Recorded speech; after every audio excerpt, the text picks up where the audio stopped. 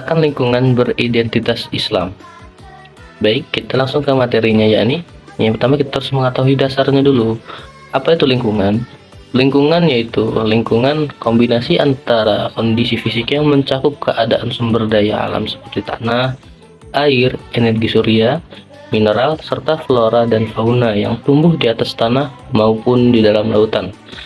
Baik. Dengan kelembagaan yang meliputi ciptaan manusia, seperti keputusan bagaimana menggunakan lingkungan fisik tersebut. Baik, sebelum melangkah ke yang lain, kita harus mengetahui dulu seperti apa lingkungan yang telah kita ketahui bersama, apa itu lingkungan. Kemudian lanjut ke berikutnya, yakni kondisi lingkungan saat ini.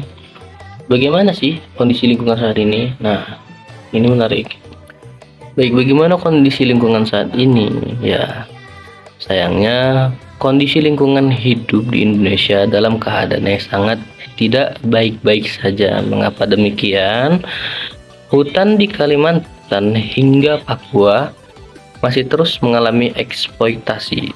Eksploitasi ini seperti pengerukan ya, pemberdayaan alam secara berlebih tanpa mempertimbangkan dampak apa yang terjadi. Nah, kemudian dan penghancuran oleh korporasi ini oleh pihak mungkin baik dari swasta atau pemerintah yang tidak bertanggung jawab atau tidak memikirkan dampak ke depan gitu. Yakin berupa penggundulan hutan untuk dialihkan menjadi industri ekstraktif, betul sekali. Kemudian dalam keadaan saat ini kebanyakan dari kita ini mengambil baik itu batang pohon yang bukan dari hutan industri ya. Tidak ada namanya reboisasi, kemungkinan hutan gundul, tidak ada namanya penanaman kembali, maka dieksploitasinya ke hutan-hutan yang tidak untuk tujuannya industri ya, jadi hutan liar. Nah, itu sangat bahaya sekali.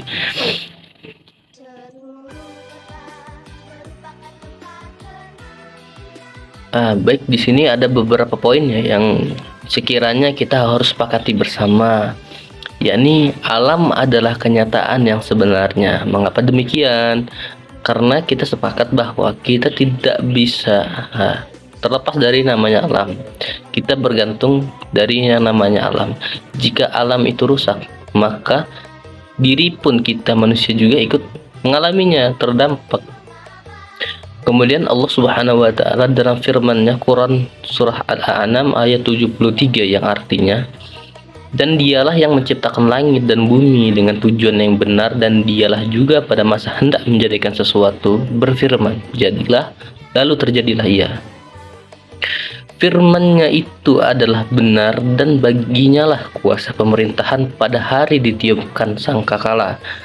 Dia yang mengetahui segala yang gaib dan yang nyata, dan dialah yang maha bijaksana, lagi maha mendalam pengetahuannya.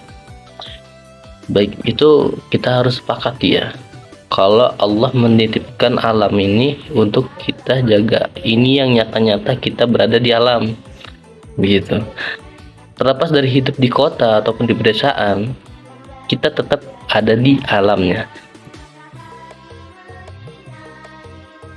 Kemudian poin yang kedua yang harus kita sepakati bersama, yaitu tanggung jawab manusia terhadap lingkungan. Dalam Quran surah Al-Baqarah ayat 29 ditegaskan bahwa Allah telah menganugerahkan karunia yang besar kepada manusia, menciptakan langit dan bumi untuk manusia, untuk diambil manfaatnya, sehingga manusia dapat menjaga kelangsungan hidupnya dengan menjaga alam, dan agar manusia berbakti kepada Allah penciptanya, kepada keluarga dan masyarakat. Ini sangat tepat sekali ya untuk teman-teman. Mengapa demikian? Jugaan kita tidak terlepas dari yang namanya alam, hasil alam ataupun lingkungan. Lingkungan yang sangat terjaga ataupun kelestariannya yang kita jaga, atau kebersihannya atau penghematan energinya, itu sangat bermanfaat sekali untuk lingkungan sekitar. Maka sama-sama kita harus menjaga bersama. Ini poin yang kedua yang harus kita sepakati bersama.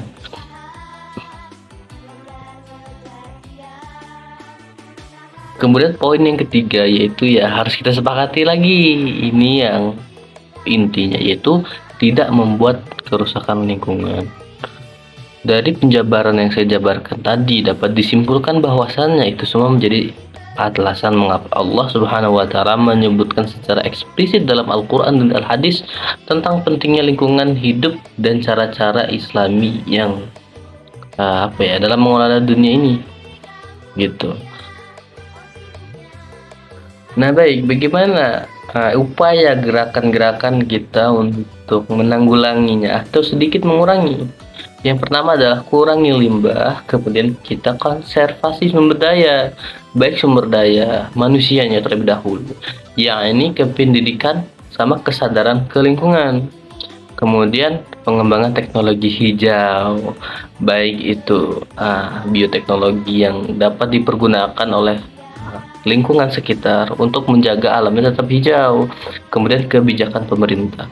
Pemerintah itu bukan hanya pemerintah presiden ataupun provinsi, bahkan yang paling kecil pun RT, RW ataupun kepala dusun dapat membuat kebijakan tentang menjaga lingkungan.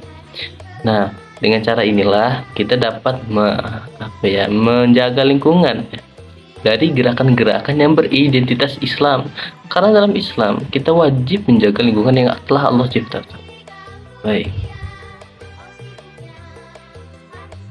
Baik, jadi dapat disimpulkan bahwasannya kerusakan yang terjadi saat ini merupakan akibat dari keserakahan manusia yang memilih cara pintas eksploitasi lingkungan secara habis-habisan dan besar-besaran tanpa adanya penanggulangan bencana ataupun penanggulangan dampak di masa depan ataupun di masa sekarang.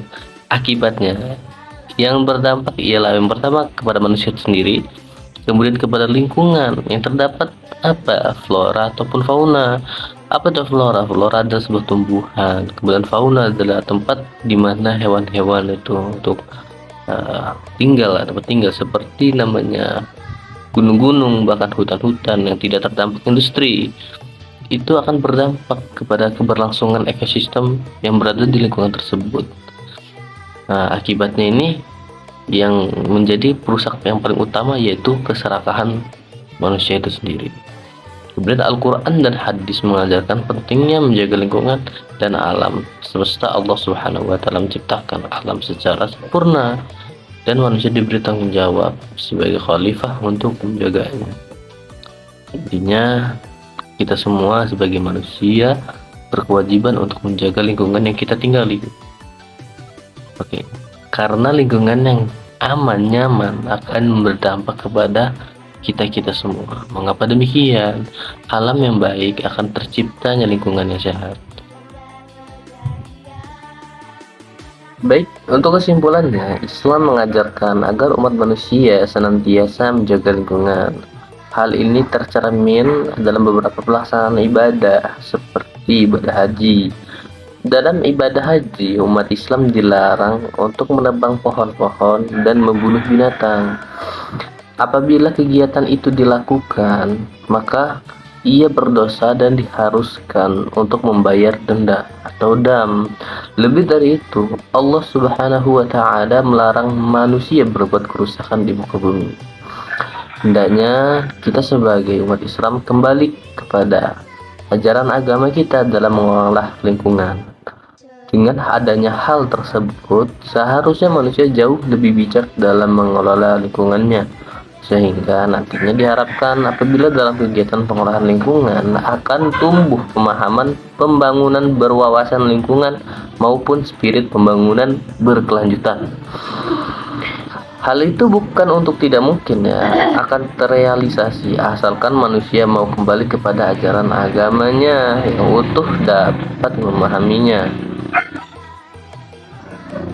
Sehingga nantinya akan tumbuh kesadaran umat manusia dalam mengelola lingkungannya. Sangat jelas dalam Al-Quran terdapat begitu banyak ayat-ayatnya membahas prosedur pengolahan alam yang bijak, perintah untuk tidak berbuat kerusakan di muka bumi, dan lain-lain. Sungguh beruntung umat Islam memiliki kitab suci Al-Quran. Kitab suci ini begitu luas cakupan pembahasan, terlebih persoalan tentang pengolahan alam Kami percaya jika umat Islam mau kembali kepada agamanya dengan memahami apa yang ada di Al-Quran, pasti kehidupan di muka bumi ini akan jauh lebih teratur dan tertata dengan baik. Mungkin sekian dari saya. Wassalamualaikum warahmatullahi wabarakatuh.